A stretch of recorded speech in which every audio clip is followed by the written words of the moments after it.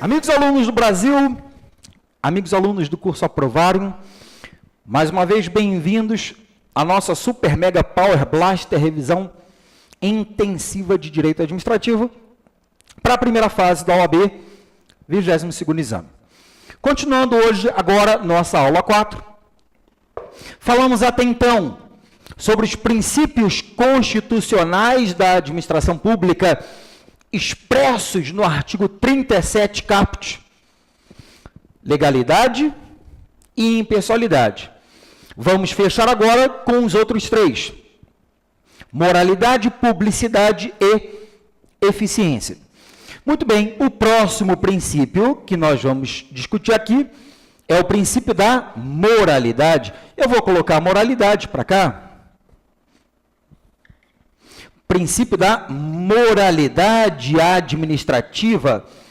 Moralidade administrativa, princípio muito importante hoje e sempre. Princípio tão importante que a nossa doutrina, ou a doutrina que informa a nossa doutrina, trabalhando aqui com o pensamento do professor Maurício Oriú, a moralidade, que é um dever de conduta ética, proba, reta, leal, ela é inerente ao administrador público, ao gestor público, ao agente público. Logo, então, a moralidade integra a moralidade integra, faz parte da conduta interna, do agente público, da administração pública. Quando eu opto por servir ao público, tornando-me agente público, assumindo uma função pública, eu já sei, e aquilo tem que estar dentro de mim, eu já sei que o meu comportamento tem que ser leal, honesto, probo, de boa fé. Este é o papel do agente público. E a gente não pode ter qualquer problema nesta interpretação, porque o administrado, o particular, sabe que nós, agentes públicos, atuamos sob o palio da moralidade, atuamos sempre de forma honesta. Esta é a confiança legítima que o administrado tem em relação a nós. Surgindo aqui o princípio da confiança legítima, que mostra que o administrado confia legitimamente na nossa atuação enquanto agentes públicos, porque nós atuamos de acordo com a lei, atuamos sem favorecimentos, obviamente atuamos de forma honesta. Então, decorrente do princípio da moralidade, que mostra que o gestor público atua de boa fé, de forma honesta, leal, em relação ao administrado, em relação à coisa pública, nós temos o princípio da confiança legítima. A legítima confiança que o administrado tem em relação ao comportamento administrativo. E o comportamento administrativo, a conduta do agente público, calcada no princípio da boa-fé objetiva, a conduta com base na boa-fé objetiva do agente público, tem que se encontrar, se enquadrar, se encaixar na legítima confiança do administrado, do particular, gerando nesta relação jurídica uma estabilidade das relações jurídicas. Princípio da segurança jurídica. Tudo decorrente deste raciocínio, desta interpretação básica do que é moralidade administrativa. Então, moralidade administrativa nada mais é do que uma atuação do gestor público com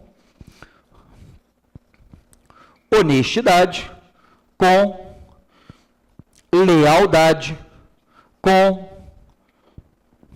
eticidade ou ética, com boa fé, com probidade, nome muito importante, probidade.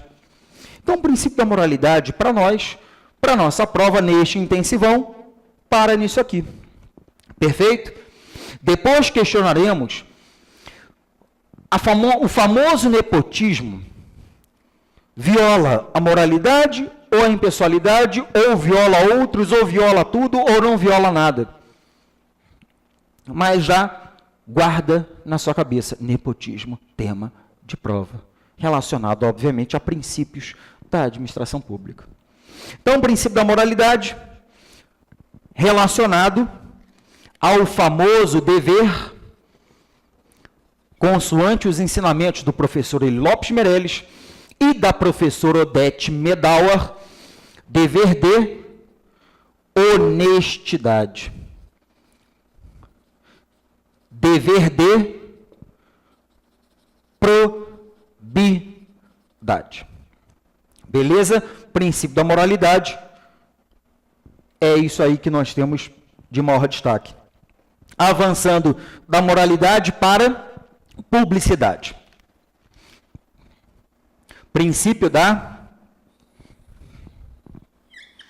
publicidade. Princípio da publicidade.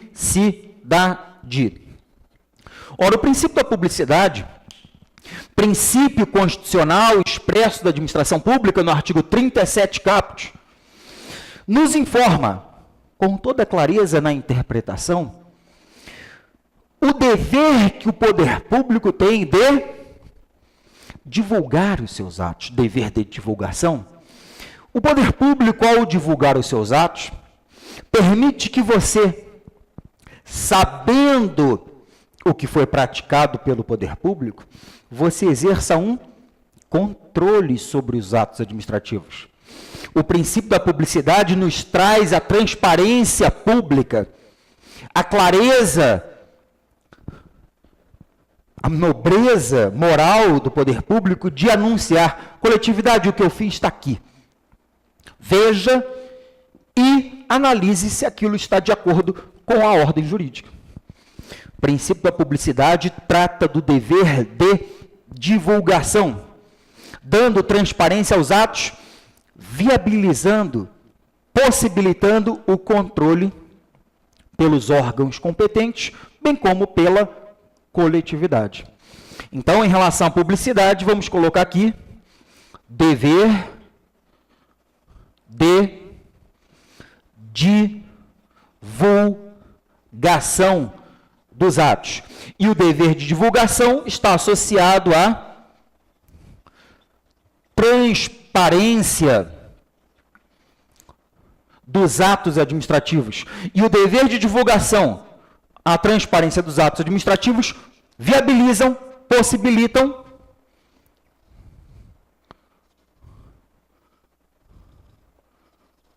isso é um olho, tá?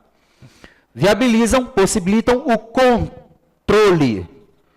Importantíssimo no mundo de hoje, o controle dos atos praticados pela administração.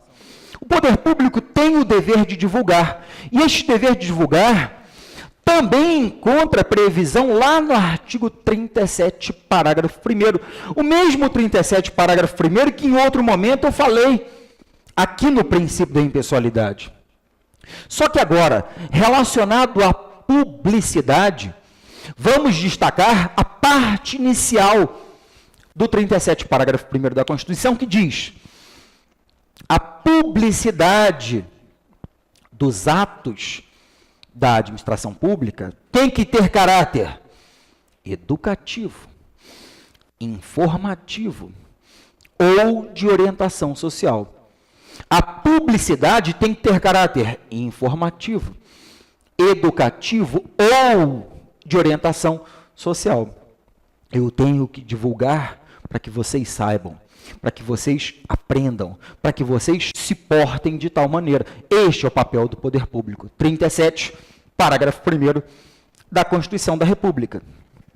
Vamos falar ainda que a publicidade tem que ser feita no meio oficial, um meio de divulgação que permita que todos tenham acesso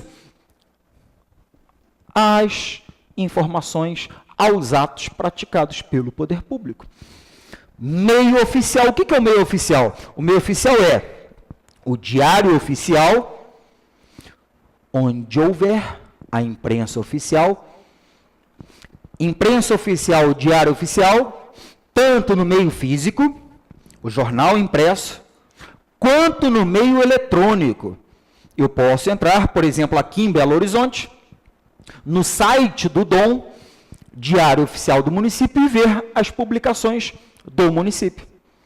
Mas na municipalidade que não tiver diário oficial, que não tiver imprensa oficial especializada, porque nem sempre o poder público vai ter capacidade orçamentária para bancar a imprensa oficial.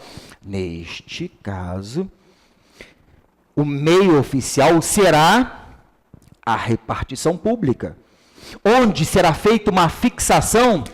Vamos colar lá no mural um cartaz, um registro, um extrato do ato praticado. Então, o meio oficial será a imprensa oficial, o diário oficial, e, especialmente onde não houver, a repartição pública, prefeitura, Câmara Municipal, onde ficarão registradas as informações públicas. E a coletividade, obviamente, vai buscar as informações. Então, divulgação no meio oficial, imprensa oficial, diário oficial e ou repartição pública. Princípio da publicidade, informação extremamente importante que nós encontramos na Lei 8666 de 93, especialmente artigo 61, parágrafo único, que vai nos informar que a publicação resumida do extrato do contrato, a publicação resumida do contrato, que vai se dar por um extrato, a publicação resumida dos contratos e de seus aditamentos, de seus acréscimos, é condição indispensável, é condição sem a qual não produzirá efeitos aquele contrato. É condição indispensável de eficácia. Para o direito administrativo brasileiro, a publicidade é condição indispensável de eficácia dos atos e contratos, ou seja, aquele contrato só pode produzir efeitos se devidamente divulgado, publicado. Artigo 61, Lei 8666. Perfeito? A publicação resumida do contrato administrativo e de seus aditamentos é condição indispensável de eficácia. Só pode produzir efeitos, só pode ser executado se previamente publicado.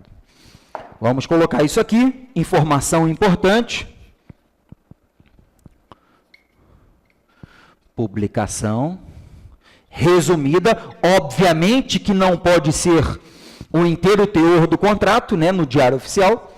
A publicação resumida dos contratos administrativos e de seus acréscimos e de seus aditamentos na imprensa oficial é condição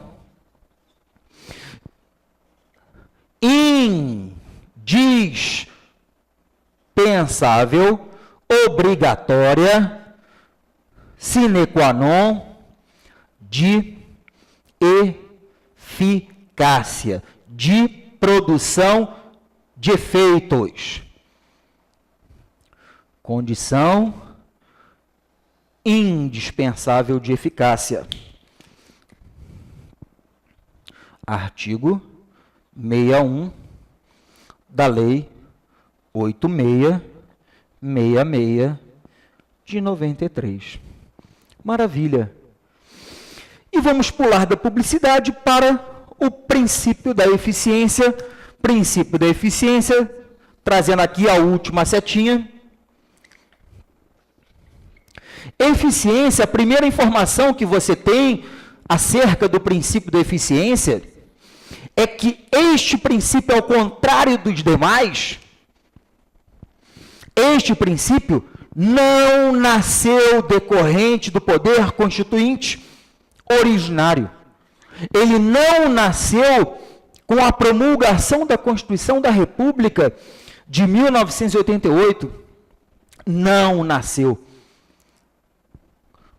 Ao mesmo tempo que legalidade, impessoalidade, moralidade e publicidade.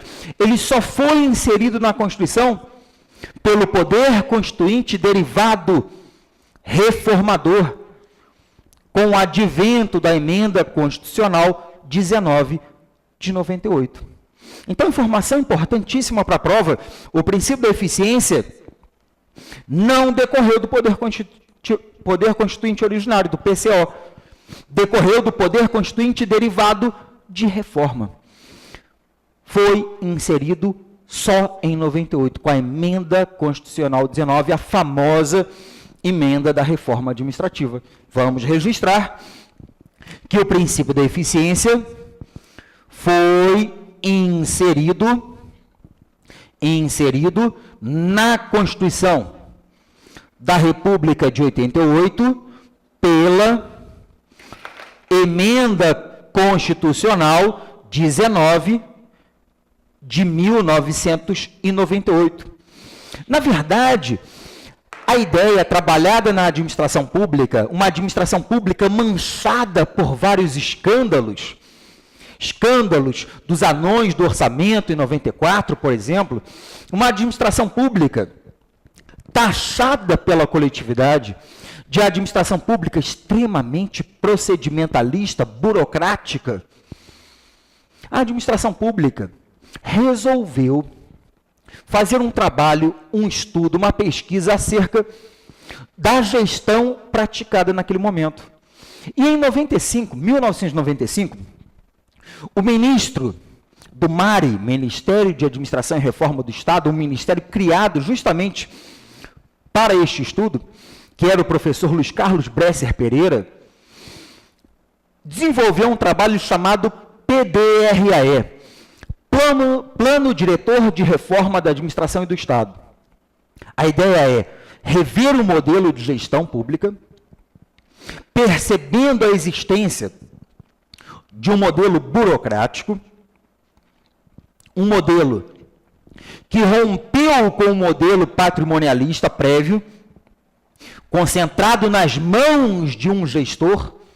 Agora, o burocrático, após distribuir as funções para vários, tornou o procedimento extremamente lento, e por isto o nome burocrático, lento, burocrático. Nossa, que burocracia! É esta lentidão procedimental. O poder público, ao rever este modelo burocrático de gestão pública, em que um pedido protocolizado passa por vários setores, o poder público, revendo este modelo, passa a vislumbrar e, idealmente, adotar um modelo gerencial. Em 1995, elaborado o Plano Diretor de Reforma da Administração do Estado, o PDRAE, fez-se um estudo, principalmente para rever o modelo de gestão, e optaram pela elaboração de emendas constitucionais, sendo que uma delas foi a emenda constitucional 19, emenda constitucional 19, que fez inserir esta palavra no caput do artigo 37, como princípio vetor, princípio orientador do comportamento administrativo, além de outras várias mudanças. Então, passaram a adotar, pelo menos no âmbito dogmático, passaram a adotar um modelo de gestão gerencial. mudando do modelo burocrático, lento, procedimentalista, para o modelo gerencial, um modelo voltado para o alcance de resultados. Então, nós vamos registrar aqui o princípio da eficiência. Vamos registrar aqui que o princípio da eficiência é decorrente da reforma administrativa do Estado, de 1995, e com isto, o princípio da eficiência está associado ao modelo gerencial, não mais burocrático, gerencial de gestão pública, de administração pública. Ruptura, pelo menos conceitual, ruptura com o modelo burocrático. Abandono parcial dos procedimentos, das atividades meio, para que o poder público se volte para as atividades fim, atividades, controles de resultado. O princípio da eficiência trouxe, assim, uma busca interminável por produtividade.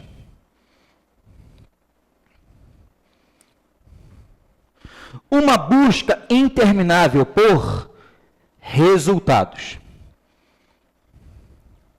Uma atuação da administração pública com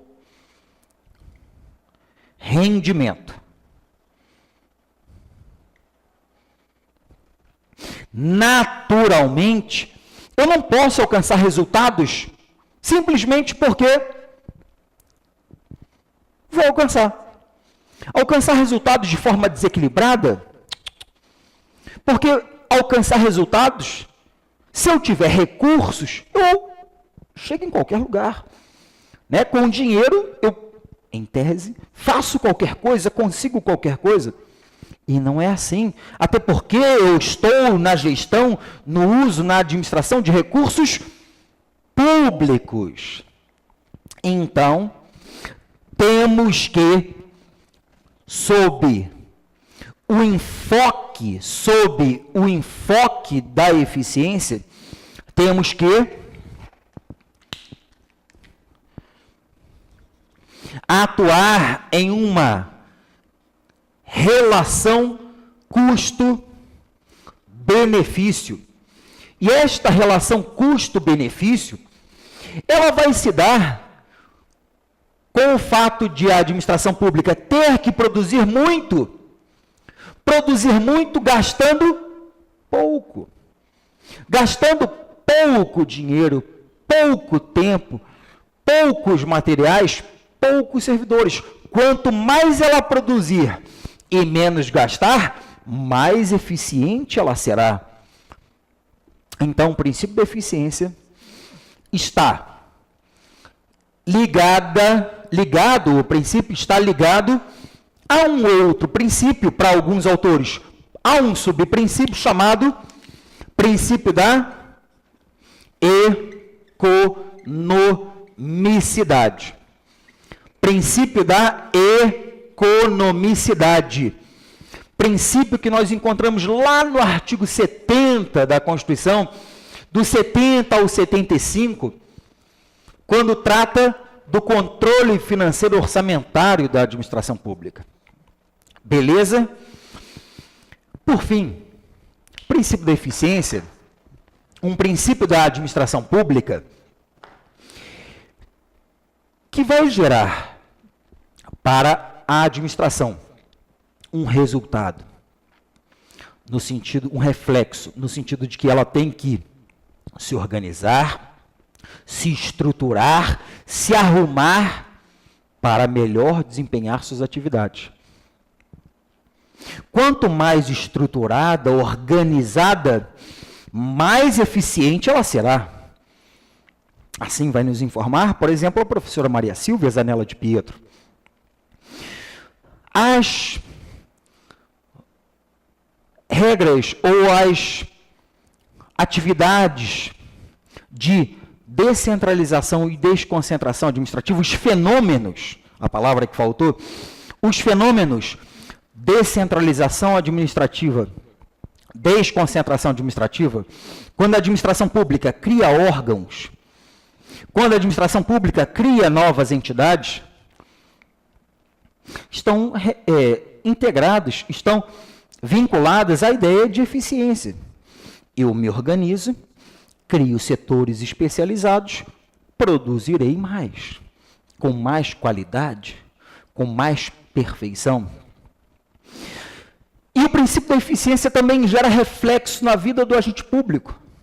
Porque na forma do artigo 41 da Constituição, 41 caput, ao mudar de 2 para 3 anos, o prazo para aquisição da estabilidade do servidor público estatutário concursado, no 41, parágrafo 4º, ao estabelecer como condição obrigatória para a aquisição da estabilidade deste servidor estatutário concursado, passar por um procedimento de avaliação especial de desempenho, sem o qual ele não vai se tornar estável.